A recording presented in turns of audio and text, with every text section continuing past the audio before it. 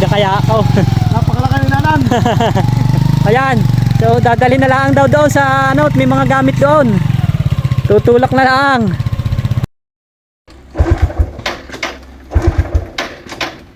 Guys, magandang tanghali po. Ayan, si Pinsan kilabot ng Batangas ay sinamahan ko din sa kanyang tiyahin at kukuhanin na ring motor. Ngayon po ay na-stack ang kanyang motor. Halos mga 8 buwan ayaw pong umandar. Yan, pinipilit. So ito pong motor na ito ang ginagamit dati ni Pinsan sa pagrarasyon ng tinapay dito sa Maugat, Batangas. So trabaho po niya dati dito sa Batangas ay siya po ay nagrarasyon dito ng tinapay. Ayan. So ngayon po ay ang gagawin, paandarin po niya. Ay, hindi, parang malapit na Ayan. Ay, kalawangin ng ano So yung Pinsan po niya ay kumuha lang ng ng mekaniko.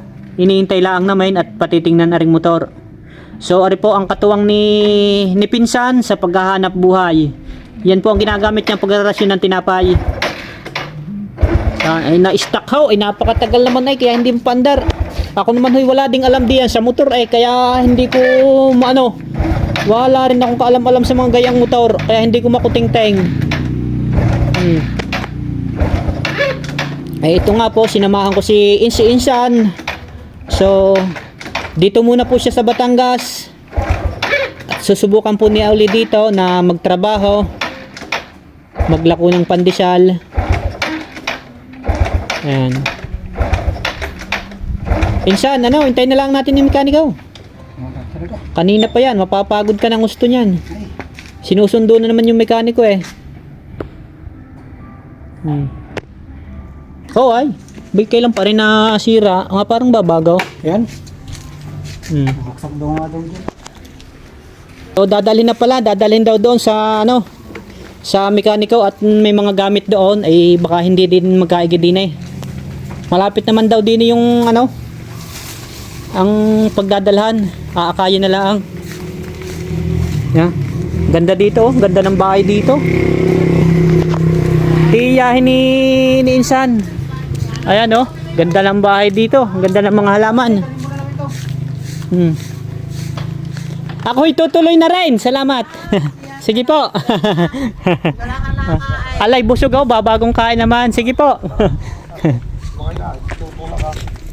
Ayan. Ay, paano? Iiwan muna kita ako'y papunta sa Antonio. Punta ka na lang doon pagkano. Ay, tuloy na. Sige. Okay. Hoy, tutula kaya ako. Napakalaki ni nanan. Ayan. So dadali na lang daw doon sa may mga gamit doon. Tutulak na lang. Okay guys, hanggang dito na lang at maraming salamat. Yun, yaw na.